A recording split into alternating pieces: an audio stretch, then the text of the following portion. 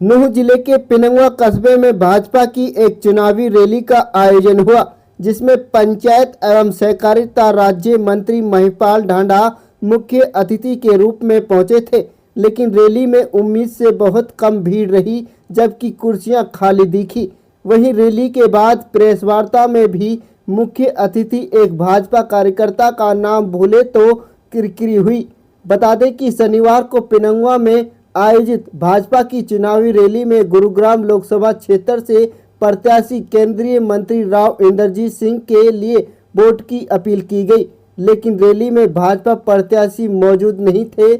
Rally के दौरान मुख्य अतिथि पंचायत एवं सहकारिता राज्य मंत्री महिपाल ढांडा ने कहा कि खाली कुर्सी लोगों की नाराजगी का पैमाना नहीं हो सकता।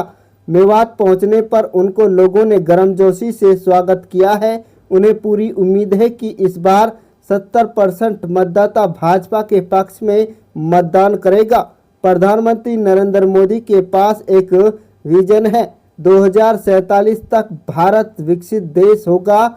युवा पढ़े लिखे युवा इस बात को समझ रहे हैं। रैली के बाद जब प्रेस वार्ता का संबोधन हुआ तो पत्रकारों ने खाली कुर्सी को लेकर सवाल किया, लेकिन मंत्री जी इस पर कोई संतोषजनक जवाब नहीं दे सके।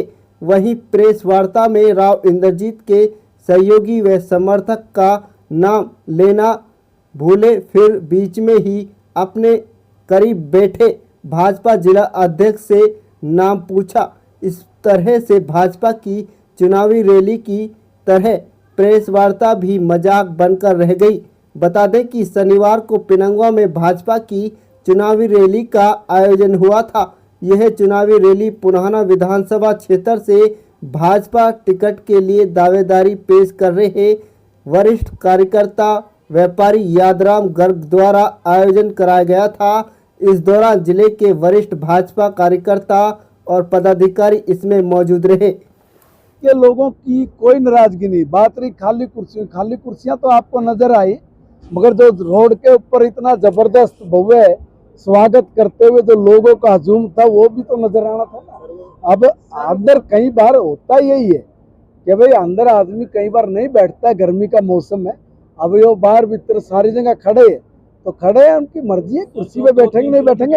ये खाली कुर्सी कोई पैमाना नहीं होता। सर, खानपुर घाटी से आज तक मैंने कहा ना, मेवात की धरती पे इस तरह का स्वागत होगा इसकी मैंने कल्पना भी नहीं की। हजारों हजार लोग गाड़ियों के साथ, बाइक के साथ, पैदल जिस जोश जुनून से चल रहे थे उसका कोई मुकाबला नहीं है।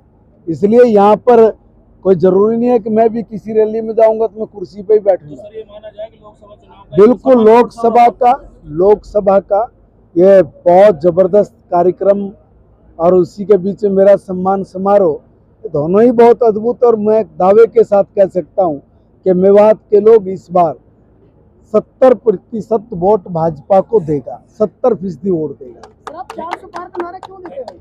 इसलिए 400 पार का नारा देते हैं क्योंकि हिंदुस्तान की जनता हम लोगों को कह रही है कि भैया 400 से ज़्यादा आपको सीट जिता के हम लोग हिंदुस्तान की नई पार्लियामेंट में भेजना चाहते हैं।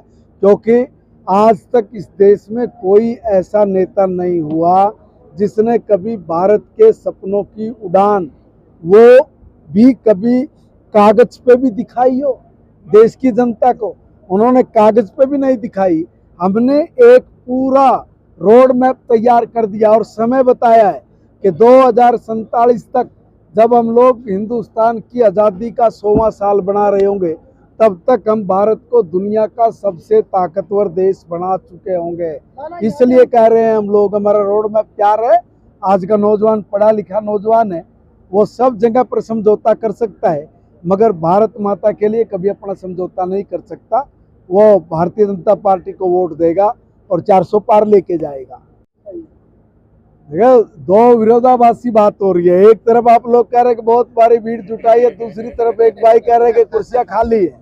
यादराम जी भी हमारे यादराम जी भी और हमारे नरेंद्र पटेल जी भी, हमारे राव इंद्रजीत जी के भी सहयोगी, क्या नाम है, छत्रपाल जी, क्या नाम है? सुशील जी, हमारे सरपंच एसोसिएशन के सारे मेरे दोस्त भाई साहेब जी हैं, मुमताज़ है, वसीम अकरम है, ये सारी हमारी एक टीम है। ये सारी टीम मिलके मेवात में कमल का फूल खिलाएगी। सर मेवात के लोगों से क्या क्या आप लोग कांग्रेस के इन चालबाज जादूगरों से बच के रहना। 60-70 साल तक इन लोगों ने आपकी भावनाओं के साथ बलात्कार किया है। कभी भी मेवात को आगे बढ़ने की दिशा में ना इन लोगों ने कोई योजना बनाई, ना इन लोगों की नीयत साफ रही, और ना कभी मेवात उभरे इसको लेके इन्होंने कोई एक काम किया हो। मेवात के कांग्रेस के कई बड़े दिग्गज नेता पूरे हरियाणा की बात तो करते हैं, मगर विधानसभा में खड़े होकर कभी मेवात के बारे में अपनी जुबान तक नहीं खोलते, और खोलते भी हैं तो एक दो बात बोलेंगे, उसके बाद वो साफ हो जाते हैं। जब मैंने इस पर विचार किया और मैंने विधानसभा में ये बात देखी, तब मुझे ध्यान में आया कि ये कांग्रेस के लोग बड़े डरपोक लोग हैं।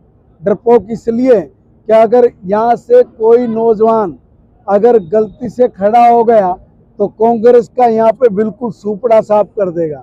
और मुझे आज के इस कार्यक्रम से आभास हो गया है कि बहुत सारे नए नौजवान वो भारतीय जनता पार्टी के साथ जुड़ के भारतीय जनता पार्टी की नीति और विचारधारा के साथ मिलके कांग्रेस को हर हाल में धूल चटाएंगे। अभी 24 के लोकसभा चुनाव में चटा देंगे। Thank you.